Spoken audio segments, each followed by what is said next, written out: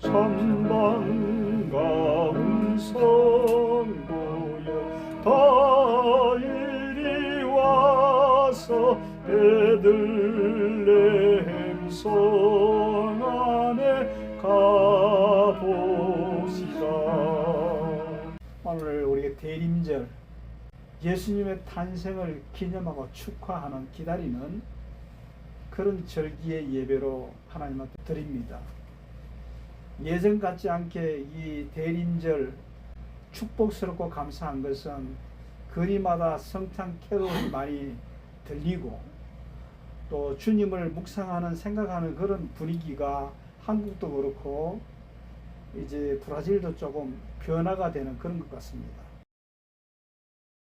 적인 것은 뭐냐니까 말도 많고 탈도 많은 일도 있지만 세계의 대통령인 트럼프가 기독교의 어떤 복음을 위해서 앞장서서 싸우는 이 일들 때문에 주어지는 은혜다.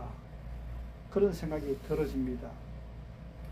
앞에서는 그렇게 치고 나가고 위에서 하나님의 나라를 위해서 싸우지만 아직까지 주변이 따라가기에는 시간이 좀 걸리는 것 같아요.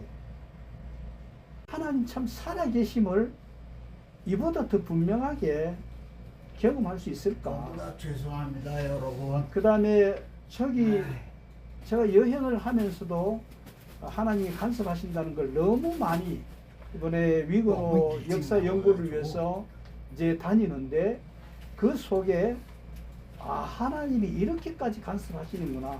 하나님 살아계시는구나. 이 살아계심을 우리 성도들과 함께 나누고 이 살아계신 역사들을 세상에 전하는 것이 우리의 몫이고 선교고 설교다. 그런 생각을 하게 됩니다. 그리고 또 얼마나 또 많은 위로를 주시는지 여기서 좀 피곤한 가운데 있다가 꼭대기에 올라가면 라운지가 있어요. 그 라운지는 어디를 가나 그 라운지는 좀 편안하게 쉬고 또 대화할 수 있고 인터넷이 되는 그런 상황이 라운지다 말이죠. 이번에 제가 선교 여행을 하면서 좋은 라운지들을 많이 다녔습니다. 프랑스의 라운지는 너무 좋았고요. 편안하게 들어가서 음식도 먹고 인터넷도 사용하고 대화도 하고 그런 것단 말이죠. 그런데 조금 옆에 있는 호텔의 라운지는 제멋대로의 라운지다 그런 생각이 돼요. 고급스러운 라운지가 아니고 요즘 사회 문제가 많이 있죠. 소시오패스라는 그리고 사이코패스 이런 두 종류가 있지 않습니까?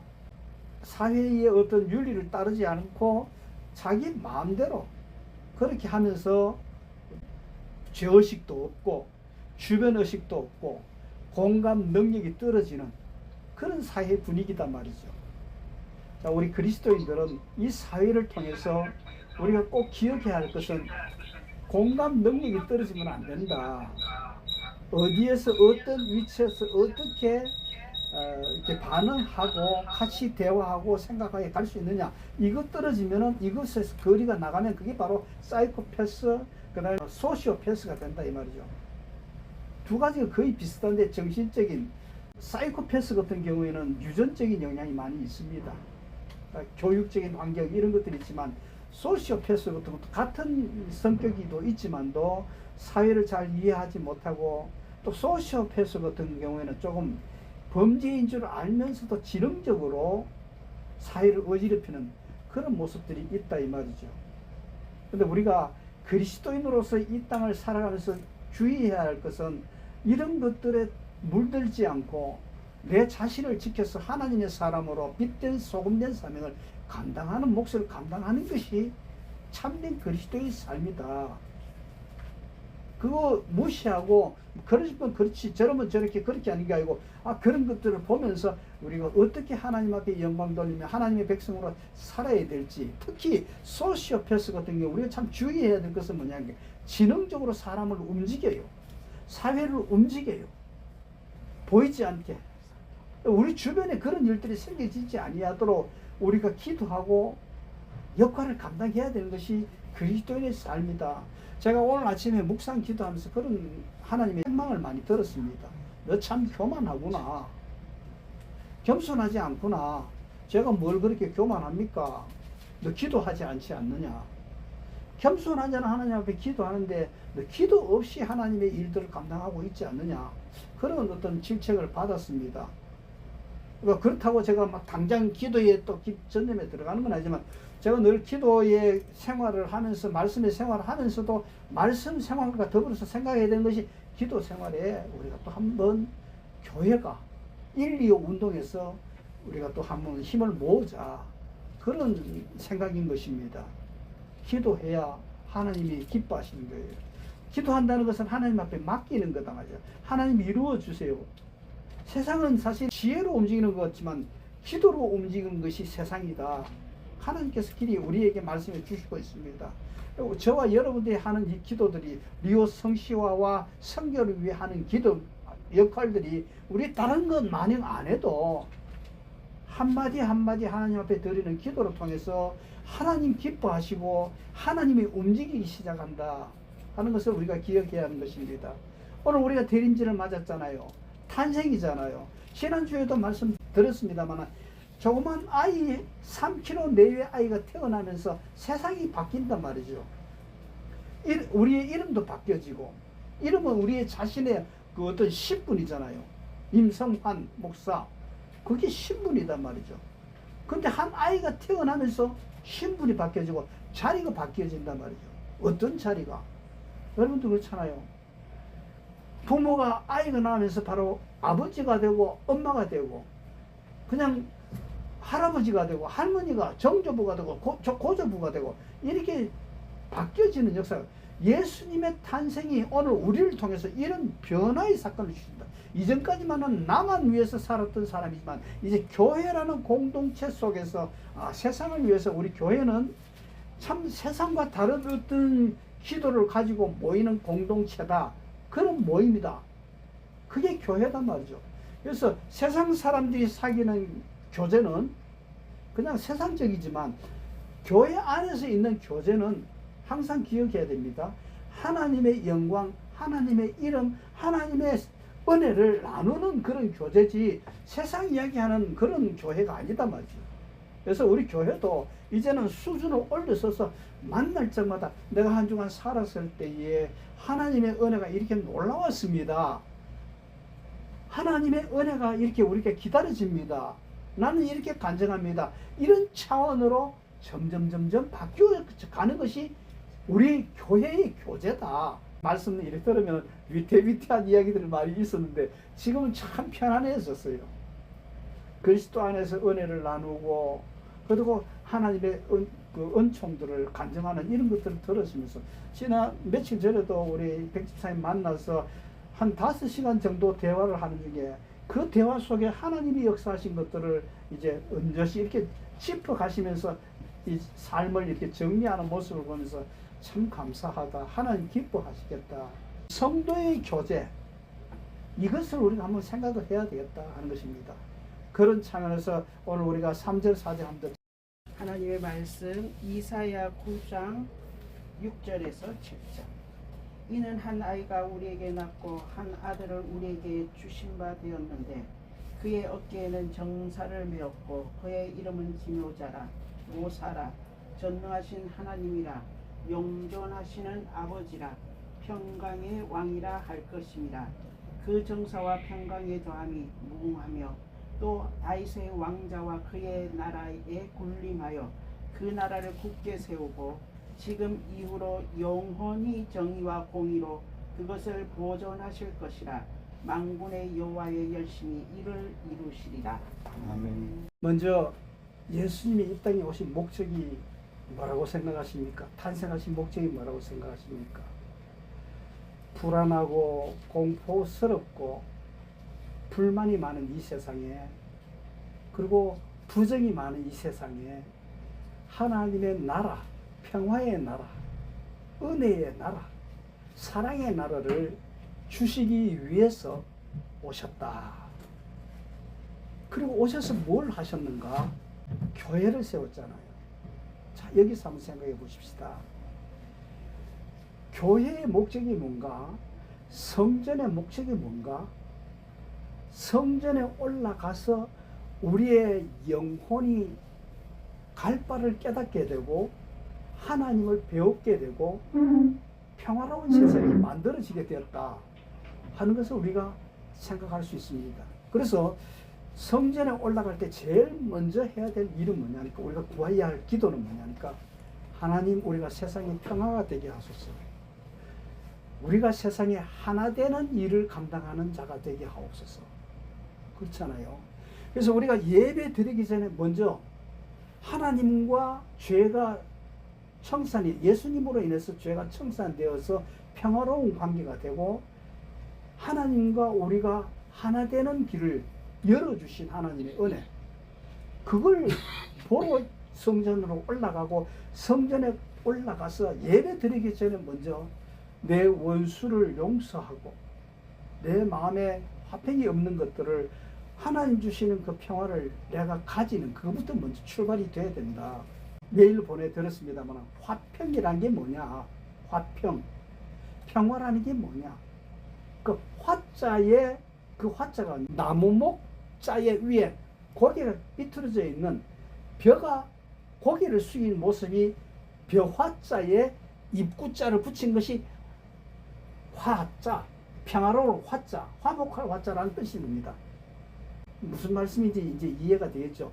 그래서 화평이라는 것은 곡식 벼들을 갖다가 평평하게 나누어 주는 것, 그때의 평화가 찾아온다.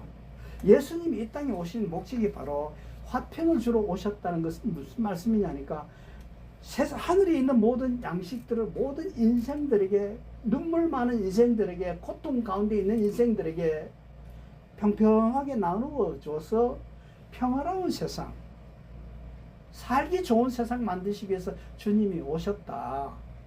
그렇게 말씀드릴 수 있겠습니다. 그럼 우리는 주님의 제자들 아닙니까? 어떻게 살아야 되겠습니까? 내배 채우는 욕심스러운 인생이 아니고, 뭐 어느 정도 좀 넉넉하게 먹으면 좋겠지만, 어떤 의미에서는 넉넉하게 먹는 것도 내 자신이 자제하는 그런 그 어떤 수준 높은 신앙의 모습들이 우리에게 요구된다. 그렇다고 해서 세상이 좌파같이 그냥 뜯어서 나눠줘야지 뭐 이렇게 가는 것은, 그건 고르지 않단 말이죠. 그런 방법은 하나님 원치 않아요. 예수님 어떻게 그렇게 했습니까? 그렇게 하지 않았단 말이죠. 우리는 하나님의 백성으로 이 땅을 살아가면서 어떻게 하나님의 나라를 이루어 갈 것인가 생각할 때에 항상 그리스도인으로 세상으로 세계관을 바라봐야 되는데, 오늘날과 같이 훌륭한 리더는, 우리 그리스도인들은 세상의 리더들로 부름받았단 말이죠. 리오 성시아를 위해서 우리가 특별히 부름을 받았단 말이죠. 그러면 어떻게 살아야 되겠는가? 우리의 생각들이 치우치면 안 됩니다. 우리의 생각들이 너무 비판적이 되어서도 안 됩니다. 저도 참 조심스럽고 조심스럽게 말씀을 드리지만, 하나님의 말씀 앞에서 내 자신이 비판받고 수정되어져야 된다는 것 속에서 같이 나오는 거예요. 니는 잘하나? 뭐 이렇게 말하면은 아무도 이야기할 수가 없어요. 나도 못하고 당신도 못하지만 우리 이렇게 살아야 하나님의 뜻대로 사는 거 아니겠습니까? 그런 차원이죠. 그러면 우리가 이제 이 세상에 리더로 부름을 받았다, 지도자들로 부름을 받았다 그랬는데, 오늘 이 지도자들은 대부분이 그래요. 갈라치기 합니다. 니는 내 편, 너는 저 편. 그래서 그냥 내 편 아닌 사람은 그냥 죽여버리고 내 편인 사람은 살려내는, 이게 오늘날의 모습들 아니겠습니까? 그리고 무능한 지도자일수록 더 그러합니다. 자격 없는 지도자일수록 그냥 이게 한쪽을 몰아쳐가지고 못 살 사람으로 만들고 못 쓸 사람으로 만들고, 그리고 자기 편은 어떻게 덮어가지고 되도록 그렇게 만드는 그런 리더가 있는 사회는 불행한 사회예요. 공평하게 법 앞에서 따지고 법 앞에서 가는, 그래야 하나님의 질서가 서는 거죠. 그렇게 하라고 지도자를 세우는 거죠. 우리는 모두가 지도자들입니다. 여기 말 듣고 여기에 홀리고 저기 말 듣고 저기 홀리는 그런 리더들이 돼서는 자격이 없는 지도자단 말이죠. 특히 지도자들이 자기가 좀 뒤가 꾸리는 사람들은 그 주변을 시끄럽게 만든단 말이죠. 주변을 평화롭게 만들 수 없어요. 그래서 우리가 하나님 앞에 리더가 되려 그러면 내 주변에 범죄하지 아니하고 실수가 없도록, 실수가 있으면 공개적으로 내 실수했습니다, 용서해 주세요, 그리고 떳떳하게 일을 해나가는, 그게 하나님 원하시는 일이다 말씀이에요. 이 말씀을 통해서 우리가 몇 가지를 봐야 될 것은, 오늘 이 일을 위해서 예수님이 오셨는데 이 예수님의 모습이 어떻게 오셨다 그랬습니까? 오늘 6절 말씀에 어떻게 이야기했습니까? 희는 한 아기가 우리에게 오셨는데, 이 한 아들은 동정녀의 성령의 능력으로, 이게 중요합니다. 이 예수님은 태초에 하나님으로 세상을 창조하신 주님이시단 말이죠. 이번에 한국 여행을 가서 우리 이현선 선교사님의 오랜 믿음의 친구가 작품 하나 선물로 주셨어요. 근데 가져오지를 못했어요. 뭐 무거워가지고. 도자기.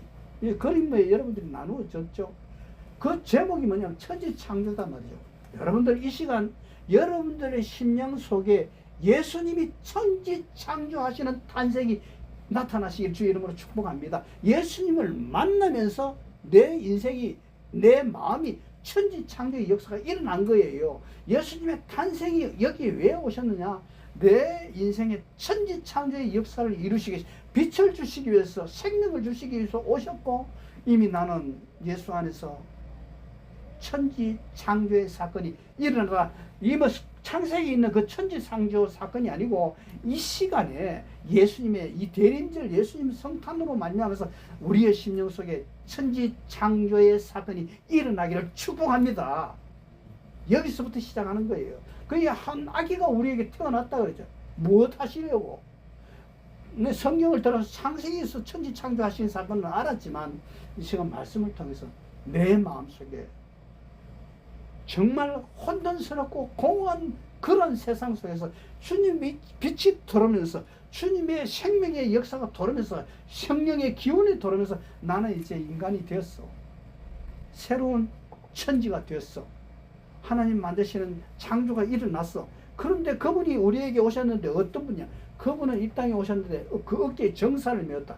정치의 권위를 가진 진정한 왕의 왕이시단 말이에요. 근데 그의 이름은 기묘자라 모사라. 오늘 설교 제목을 위로자, 컴포트, 함께하는 자, 동행하는 자, 그렇지 않습니까? 여기에 보니까 기묘자란 말은 뭐냐 하니까 영어로 보면 원더풀이다. 야, 놀라우신 분이다. 근데 모사라, 요즘 이 모사라는 단어를 잘 안 쓰지요. 한문적인 용어로. 모사라 뭐냐면 카운셀러. 카운셀러, 이 말씀 속에서 결국 뭐냐, 우리의 위로자다, 컴포터라는 말씀을 우리가 같이 생각해 볼 수 있습니다. 영어에는 그렇게 번역을 하거든요. 근데 어떤 분이냐? 원더풀 컴포터, 원더풀 카운셀러. 카운셀러 이야기는 많이 아시죠? 우리의 인생에 대해서 정말 진심으로 다가오셔서 함께 해주시고, 또 인도해 주시고, 설명해 주시고, 이해시켜 주시고, 길을 제시해 주는, 이게 카운셀러란 말이죠. 우리가 세상을 살아가면서 머릿속이 복잡할 때 얼마나 많이 있습니까? 그래가지고 정신과 상담도 갈 수도 있고, 또 물어보기도 하고, 누구한테 갑니까? 카운셀러한테 가죠. 카운셀러. 여러분들이 인생을 살아가면서 복잡한 문제에 있으면 카운셀러이신, 어느 정도 카운셀러냐? 원더풀 카운셀러, 원더풀 상담자, 놀라운 상담자, 기묘한 모사, 우리의 그분에게 우리의 가셔라. 그런데 이분은 적당한 뭐 그런 상담자가 아니라 중요한 말씀이십니다. 전능하신 상담자예요. 전능하신 Almighty. 이 전능이란 말은 못하는 게 없다는, 온전 전자에 능할 능자거든요. 완전한 모든 것들을 행할 수 있는 그분이 이 예수님이시다. 그래서 제가 주일마다 치유의 기도를 하지 않습니까? 우리가 이 담대히 치유의 기도를 할 수 있는 것은 제가 말씀 속에서 깨달은 바가 있어요. 뭐냐? 예수님의 뜻은 모든 질병을 고치기를 원하신다. 믿습니까? 그러니까 그 예수님의 이름을 걸고 축복하며 기도해 주는 거예요. 그게 우리의 몫이란 말씀이에요. 그리고 담대히 하는 거예요. 그리고 예수의 이름을 우리가 누리자. 주님이 우리를 치료해 주실 줄로 믿습니다. 이렇게 누리는 거예요. 우리 마음속에 분노의 물줄기, 또 우리 마음속에 화병이 있고 우리 마음속에 정말 미워하는 마음이 있다 할지라도 그 마음을 풀어주시는 그 원천 물줄기를 통해서 공급받아야 된단 말이죠. 여러분들의 심령 속에 이 생명의 물줄기, 치유의 물줄기, 회복의 물줄기, 성령님의 물줄기, 하나님 예수 그리스도를 통해서 주어지는 이 물줄기를 공급받고 우리 모두가 제자리로 돌아가자. 치유받기를 원한다. 완전해 전능하신 하나님 우리를 치료하시기를 원한다. 이미 태초에 우리를 만드신 그분께서 이렇게 해주신다. 이분이 바로 우리의 위로자시고 이분이 탄생하셨다. 이분이 어떤 때에 어두울 때에 빛으로 우리에게 탄생해 주셨다. 불안 가운데 있는 세상에 한 아기로 오셨다. 기모자 모자로 오셨다. 이 말씀이에요. 그런데 이 말씀 속에서 우리가 좀 더 기억해야 될 것은 예수님은 진짜 어두울 때에 빛이 없는 암흑의 때에 모든 사람들이 신음하는 세상 속에서 오셨는데 갈라디아서 1장 4절에서 때가 참이라는 말씀으로 설명해 주고 있습니다. 아무 때나 온 게 아니고 때가 꽉 채가지고 이 때가 돼서 하나님의 때가 되니까 오셨단 말이죠. 자, 여기 때가 참에 대해서 한번 생각해 보겠습니다. 저와 여러분들이 60이 넘은 분들도 있고 80을 가시는 우리 집사님도 계시고 하는데 그전에 30대 40대도 계십니다만 뭐 이런 우리 모든 이들에게 때가 참회라는 이 말씀을 한번 기억해. 이 한 주간에 때가 참회. 여러분들 이 세상을 살아가면서 타임이 있고 타이밍이라는 단어가 있습니다. 타임은 이 시간을 말하는 것이고 타이밍이라는 것은 만약 적절한 때를 말하는 거거든요. 그러면 우리가 60의 때가 있고 80의 때에 우리를 맞았어요. 그러면 이 때가 중요한 게 아니고 우리 그리스도인들은 타이밍이 중요하다. 타이밍이 무슨 의미라는 걸 제가 말씀드렸죠.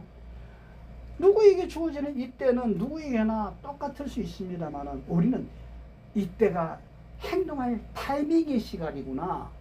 내가 80에 응답할 타이밍이 있고 60에 응답할 타이밍의 때가 있다. 행동해야 되겠다. 그래서 여러분들 내 나이가 뭐 이렇게 많은데 어떻게 그럴 거 없어요. 그때가 제일 적절한 타이밍입니다. 지금 이 시간 내 나이 이때가 주의 일 하기에 가장 적절한 그 타이밍이다. 믿습니까? 뭐 내일 하지 오늘 하지 내가 젊어야 하지 이 늙은이가 뭐 하겠어. 그런 거 아니다. 오늘 말씀 속에서 주님이 이 땅에 오셨는데 적절한 시때가 참에 오셨고 이때가 참에는 타이밍을 맞추어서 오셨다 이 말씀이에요. 이런 인생을 여러분들 보세요. 그리고 이 타이밍의 때는 모든 일을 전능하게 하실 수 있는 분이시지만도 그분은 그 전능한 역사를 갖다가 타이밍에 맞추어서 했었다.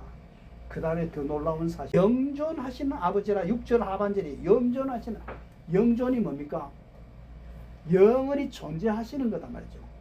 야, 이 예수님은 이 성탄절을 기억해야 될 것은 그냥 한번 와서 적절하게 위로하고 상담하고 그냥 가는 게 아니고 상담한 그 이야기에 대해서 책임을 지시고 어느 정도까지 책임지 영원한 하나님의 나라까지 우리를 책임지실 줄로 믿습니다. 우리가 하나님 나라 천국 갈 때까지 우리가 천국 가서도 주님 제가 좀 생각을 해봤습니다. 하나님 죄송합니다. 아침에 제가 하나님 앞에 드릴 그 말이 뭐겠나. 참 주님의 말씀에 내가 네 기도 안 해서 교만하잖아. 이 이야기를 듣고 제가 하나님 앞에 주님 앞에 훗날에 천국 가서 주님을 만나면 그 이야기밖에 할 게 없을 것 같아요. 하나님 교만한 자가 돌아왔습니다. 그래도 받아주셨네요. 우리가 겸손하게 기도하면서 하나님의 나라를 섬겨야 그리고 이 영존하신 아버지를 그거 가서 영존이란 게 뭡니까? 영원한 하나님 나라에서도 살아계신 존재하시는 빙의 하나님이시다 이 말씀이잖아요. 우리가 이 하나님을 섬기고 있습니다. 그 다음에 평강의 왕이라 아까 평강에 대해서 설명을 했죠. 우리 이 땅에 평강을 나누고 평강을 이렇게 전하는 그런 사역자들로 우리가 빛을 받은 자다. 평강의 왕이다. 우리는 평강의 왕이신 분 앞에 가서 우리가 예배하고 찬양하고 말씀을 맺어야 되겠습니다. 오늘 우리가 예배 시간에 올라왔습니다. 우리 함께 왜 올라왔습니까? 진정한 상담자. 저는 상담자라는 표현보다도 위로자라고 제가 표현하고 싶습니다. 왜? 우리는 위로받아야 될 신경들이 더 많아요. 너무 상처 많이 있고 너무 세상을 불신하고 못 믿고 그런 세상을 우리가 살아가면서 너무 많이 아픈 가운데 있어요. 그래서 저는 여러분들과 함께 이런 나눔을 나누고 싶습니다. 제가 옛날 했던 설교를 한번 들어봤습니다. 들어보니까 찬양도 기도도 우는 게 참 많았더라고요. 그래서 우는 걸 우니까 다른 주변의 사람들이 그런 이야기를 합니다. 목사님 좀 울지 좀 마세요. 우울증을 걸렸나 착각할 수도 있고 오해할 수도 있고 그렇습니다. 근데 사실은 제가 그 말씀을 나누고 기도하면서 찬양하면서 우는 것은 너무 은혜가 감사하고 또 내가 그렇게 모살한 게 또 눈물로 회개가 되기도 하고 또 우리가 이렇게 참 세상을 위해서 울면서 기도해야 될 몫이 있다고 그런 또 생각이 있어서 울기도 했는데 그런 지탄하는 그런 울음들 속에서 저는 마음에 또 생각을 했습니다. 그 울음이 있었던 게 복이었다. 우리 성도님들이 세상을 향해서 울기를 원합니다. 우리 성도님들이 가정을 위해서 한번 울어주시면 좋겠습니다. 우리가 하나님 나라를 위해서 우는 백성이 되었으면 좋겠습니다. 오늘 성탄에 예수님이 축복하시고 기쁨만 주러 오신 분이시지만도 그 가운데 너무 감격스러워서 울음을 드릴 수 있는, 그래서 우리가 정말 서로를 위해서 울 수 있는 그런 은혜가 있었으면 좋겠습니다. 왜? 우리가 울면 주님의 위로자가 되셔서 우리를 위로해 주실 것이기 때문에 또 다른 차원의 위로를 얻을 수 있겠기 때문인 것입니다. 그래서 말씀을 맺겠습니다. 우리 모두가 위로자이시고 상담자가 되시는 지상 최고의 상담자이신 예수님 앞으로 나가서 상담을 받으십시다. 여러분들이 결정이 어렵습니까? 여러분들의 결정을 도와주시는 카운셀러가 예수님이십니다. 여러분 힘이 부족합니까? 오늘 말씀에 전능하신 하나님이라 그랬잖아요. 어둠의 속에 빛으로 오신 예수님, 우리의 마음의 문을 열면 빛으로 쑥 들어오셔서 우리가 말씀과 주님의 임재 안에서 다시 평강의 삶을 살아갈 수 있도록 이 성탄절에 복 주실 줄로 믿습니다. 기도하십시다. 주님, 상한 마음으로 주 앞에 나옵니다. 위로자 되시고 카운셀러 되셔서 내 생각을 새롭게 하시고 길을 밝혀 주시옵소서. 평강의 왕으로 우리의 마음을 다스리시고 오늘도 우리가 빛 가운데 걸어가는 우리 모든 교회, 우리 성도님들이 되어지도록 복을 내려 주시옵소서. 오늘 빛의 효력을 나누었습니다. 빛은 우리를 죄 가운데서 불러내시고 또 이제 올바른 길로 가도록 모든 악한 것들을 벗겨버리고 쫓아내는 그런 위력이 있는 줄로 믿습니다.